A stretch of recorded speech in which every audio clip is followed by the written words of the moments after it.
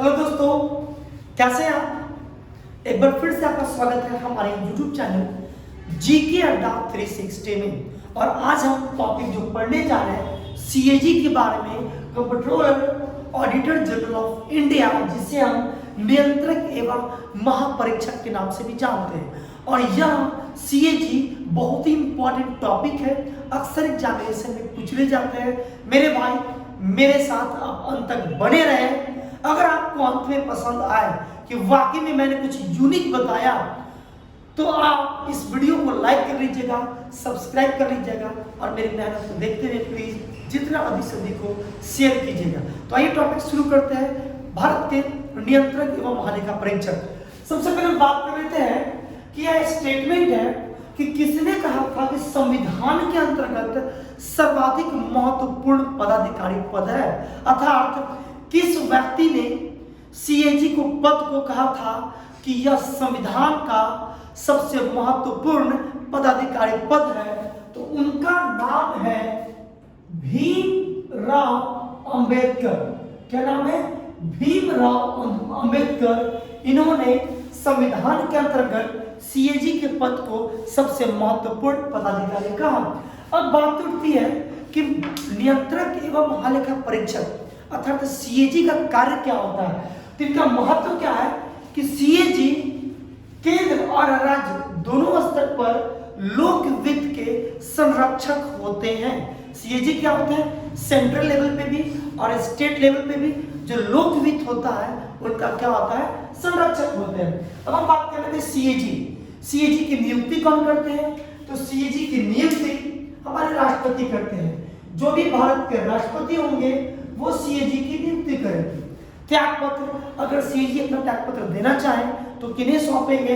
तो सीएजी यानी नियंत्रक एवं महालेखा परीक्षक अपना त्यागपत्र राष्ट्रपति को ही सौंपते हैं। अब हम बात करते हैं कि आखिर अगर सीएजी को हटाना होगा, एक तो बात होगी कि खुद से त्यागपत्र दे दिए, दूसरी बात अगर सीएजी को हटाना होगा तो क्या कोई प्रावधान किया गया हमारे संविधान में? तो हाँ, हमारे संविधान में सीएजी को हटाने के भी प्रावधान किए गए हैं। कैसे हटाएंगे? तो ठीक उसी प्रकार हटाते हैं जैसे सुप्रीम कोर्ट के जज को हटाते हैं। अब दोस्तों, सुप्रीम कोर्ट को जज को कैसे हटाते हैं, हम इस टॉपिक का डिस्कशन करेंगे सुप्रीम कोर्ट में। तो कैसे हटाएंगे, हटाने की विधि कैसे है, ठीक उसी प्रकार कैसे, जिस प्रकार से क्या होता है, जिस प्रकार से सुप्रीम कोर्ट के जज को क्या करते हैं, हटाया जाता है, उसी विधि से सीएजी को भी उनके पद से हटाया जा सकता है। अब हम बात कर लेते हैं सीएजी का टर्म यानी कार्यकाल। सीएजी अपने पद पर कितने समय के लिए बने रहते हैं? तो सीएजी अपने पद पर 6 वर्ष या 65 वर्ष की आयु पूरा करने तक, इस दोनों में से जो भी पहले हो तब तक अपने पद पर बने रहते हैं। यानी कार्यकाल क्या हुआ इनका? 6 साल, या फिर 6 साल नौकरी करेंगे, 6 साल इस पद पे बने रहेंगे, या फिर अगर उनका उम्र 65 वर्ष हो गया, कितना हो गया? 65 वर्ष उम्र होगा तो उनको अपने पद से त्यागपत्र देना होगा, अर्थात वो तब तक अपने पद पे बने रहेंगे। कंफ्यूजन नहीं कीजिएगा। जैसे मान लेते हैं अगर कोई सीएजी बनते हैं जिनका उम्र 50 साल है, तो 50 और 56 साल में वो पद से रिटायर कर जाएंगे। लेकिन अगर किसी सीएजी कोई बनते हैं और यदि उनका उम्र 62 साल है तो वो 62, 6, 68 साल तक अपने पद पे नहीं रहेंगे। जैसे उनका उम्र 65 वर्ष हो जाएगा वो अपने पद से रिटायर हो जाएंगे। अब हम बात कर रहे थे सीएजी का वेतन कहां से मिलता है। तो सीएजी का जो वेतन होता है वह भारत के संचित निधि से दिया जाता है। कहां से दिया जाता है? तो भारत के संचित निधि से, भारत के संचित निधि से सीएजी का वेतन दिया जाता है। अब हम बात कर लेते हैं कि सीएजी का डिस्कशन हमारे संविधान के किस आर्टिकल में है। अगर आपसे पूछ दे कि किस भाग में है तो आप क्या कहेंगे? तो हमारे संविधान में किस भाग में है, तो आप भाग याद कर सकते हैं कि हमारे संविधान के भाग 5 में सीएजी का डिस्कशन है।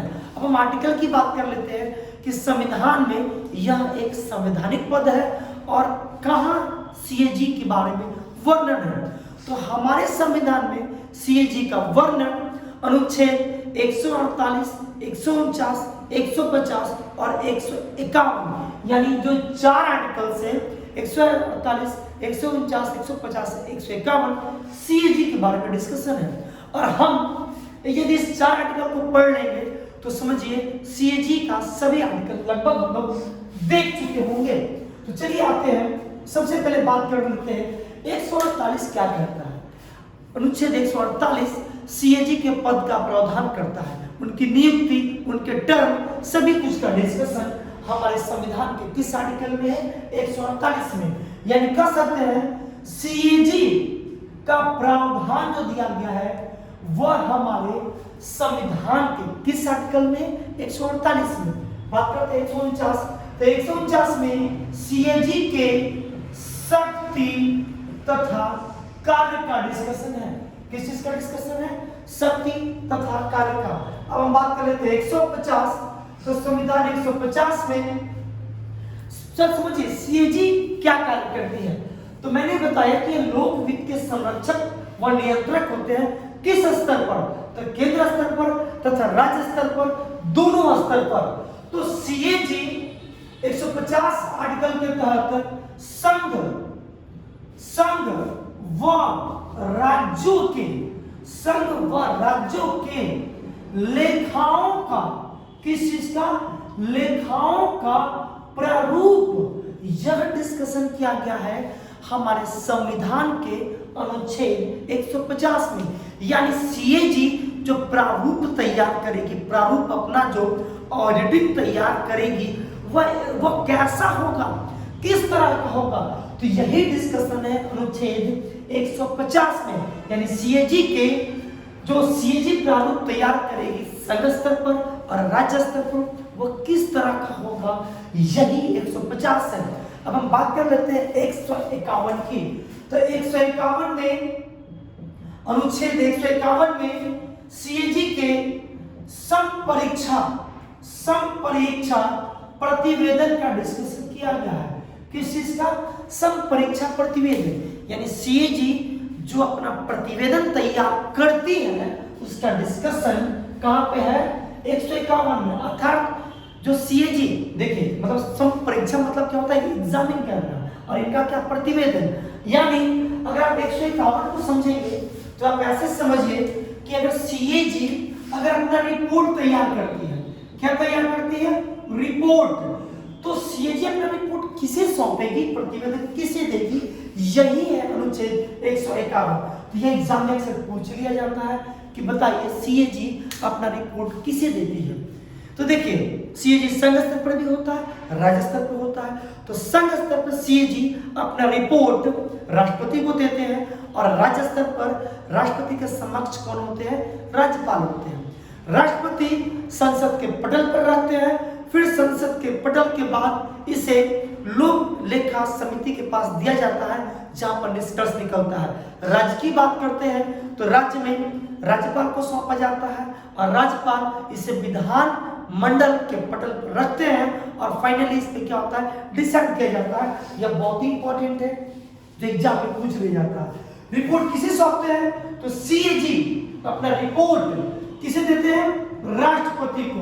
किस स्तर पर, किस स्तर पर, तो संघ स्तर पर। अगर बात करें राज्य के स्तर पर तो सीएजी अपना रिपोर्ट राज्यपाल को देते हैं। ये बहुत इंपॉर्टेंट है। राष्ट्रपति अपना प्रतिवेदन संसद पटल पर रखते हैं, जबकि राज्यपाल इस प्रतिवेदन को कहां रखते हैं, विधानमंडल में रखते हैं।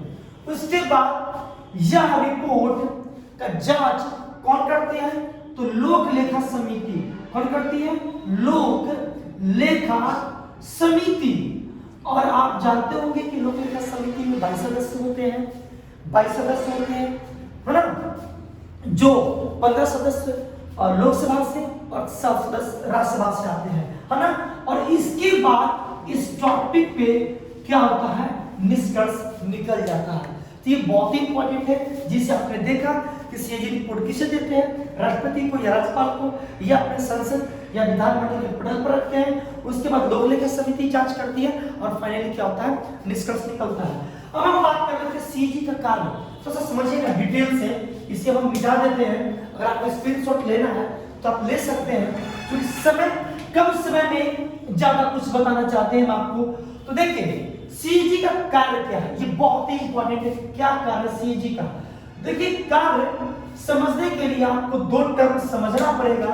एक टर्म है अकाउंटिंग, क्या है अकाउंटिंग, और एक टर्म है ऑडिटिंग, क्या है ऑडिटिंग। अब अकाउंटिंग क्या होता है समझिएगा, जैसे मान लिया जाए कि अगर आपके पिताजी आपको बाजार भेजते हैं कि जाइए सामान लेकर आइए, तो आपको चिट्ठा देते हैं कि 1 केजी ये सामान खरीदना है, 5 केजी आलू खरीदना है, 10 केजी आटा खरीदना है, 1 केजी चीनी खरीदना है, ½ केजी दाल खरीदना है। तो यह हुआ क्या, अकाउंटिंग करना। ऑडिटिंग क्या होता है, तो जब आप सामान खरीद कर आते हैं तो आप पापा को आप हिसाब देते हैं कि मैंने जो भी सामान खरीदा वह कितने रुपए का हुआ, तो इसे क्या कहते हैं, ऑडिटिंग करते हैं। अब समझिएगा सीएजी के बारे में, समझिए बहुत ही इंपॉर्टेंट चीज है सीएजी का जो गठन हुआ है यह 1950 ईस्वी में हुआ। आप एक चीज और याद कर ले कि सीएजी का गठन कब हुआ है, 1950 ईस्वी में हुआ। तो सीएजी 1950 से लेकर 1976 तक अकाउंटिंग और ऑडिटिंग यह दोनों काम सीएजी करती थी।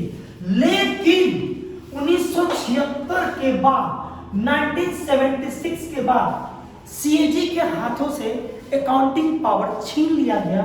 वर्तमान में सीएजी केवल ऑडिटिंग करती है। क्या समझे, इसका मतलब यह हुआ कि सीएजी 1976 तक अकाउंटिंग ऑडिटिंग दोनों की थी, लेकिन 1976 के बाद अब सीएजी अकाउंटिंग का काम नहीं देखती है, केवल क्या देखती है, ऑडिटिंग। अब आपके मन में प्रश्न आ रहा होगा कि जब सीएजी अकाउंटिंग नहीं करती है तो कौन करता है, तो दोस्त अब अकाउंटिंग का काम सीजीए करती है। कौन करती है, सीजीए, जिसे हम किस नाम से जानते हैं, जिसे हम जानते हैं कंट्रोलर जनरल ऑफ अकाउंट। क्या करते हैं इसे हम, आप पेन कॉपी लेकर ही बैठे और जो चीज आपको लगता है लिखना चाहिए आप उसे लिख ले। तो देखिए सीजीए अब अकाउंटिंग की कार्य करती है, जिसका फुल फॉर्म क्या होता है, कंट्रोलर जनरल ऑफ अकाउंट, जिसे हम हिंदी में क्या कहते हैं, जिसे हम हिंदी में लेखा महानियंत्रक कहते हैं। क्या कहते हैं, लेखा महानियंत्रक। तो समझ में आ चुका है कि 1976 से अब तक 1922 जो चल रहा है, अब अकाउंटिंग की काम 1976 से अब तक सीजीए करती है, जबकि अब केवल सीजीए अकाउंटिंग की काम करती है।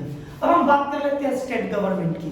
तो स्टेट गवर्नमेंट के पास जब यह प्रपोजल दिया गया कि अकाउंटिंग ऑडिटिंग अलग होंगे, तो स्टेट गवर्नमेंट ने इस चीज से शायद मना कर दिया हो गया। क्यों, क्योंकि आज भी स्टेट गवर्नमेंट के लिए सीएजी, हम बात कर लेते हैं किसकी, स्टेट के लिए।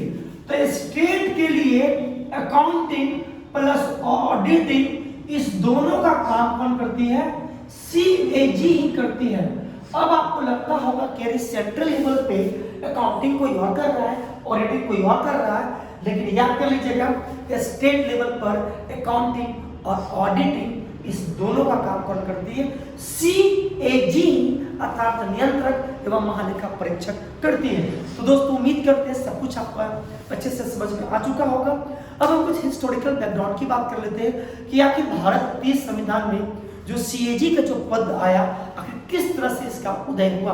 तो मैंने यहाँ पे लिखा है, सबसे पहले 1858 ईस्वी में भारत में एक महालेखाकार, मैंने गलत लिख दिया, मैंने यहाँ पे महालेखाकार एक पद का विचार किया गया, जो अस्तित्व में आया 1860 ईस्वी में। और भारत के जो सबसे पहले महालेखाकार थे उनका नाम था एडवर्ड ड्रम। फिर बाद में 1866 ईस्वी को महालेखाकार का नाम बदलकर नियंत्रक महालेखा परीक्षक किया गया। पुनः इसका नाम नियंत्रक और महालेखा परीक्षक 1884 ईस्वी में की गई। और वर्तमान में जिसे हम संवैधानिक बात करते हैं, हमारे संविधान में सीएजी का जो गठन किया गया 1950 में किया गया। जाते जाते याद कर लीजिए कि भारत के सबसे पहले हम किसकी बात कर लेते हैं कि भारत के फर्स्ट सीएजी कौन थे, इस पद पे सबसे पहले किस व्यक्ति को रखा गया था। तो भारत के जो पहले सीएजी थे उनका नाम है भी नरहरि राव। क्या नाम है? भी नरहरि राव। और प्रेजेंट टाइम पे जो भारत के जो सीएजी है ये 14th है। कौन है? 14th सीएजी है। और आपको इनका नाम पता होगा, क्या नाम है? गिरीश चंद्र मुर्मू। क्या है? गिरीश चंद्र मुर्मू। तो आप इस नाम को याद कर लेंगे, बहुत ही इंपॉर्टेंट है। भारत के पहले सीएजी कौन थे? इनका नाम था भी नरहरि राव। और अभी जो वर्तमान में गिरीश चंद्र मुर्मू है, ये भारत के 14th सीएजी है। तो दोस्तों उम्मीद करते हैं यह वीडियो आपके लिए बहुत ही फायदेमंद रहा होगा। अगर आपको लगता है कि मैंने बहुत कुछ बताया इस वीडियो में, तो प्लीज़ हमारे लिए इस वीडियो को जितना लाइक करें और जितना अधिक से अधिक हो सके शेयर कीजिए, सब्सक्राइब कीजिए। आप स्क्रीनशॉट ले लें। मिलते हैं अगले वीडियो में।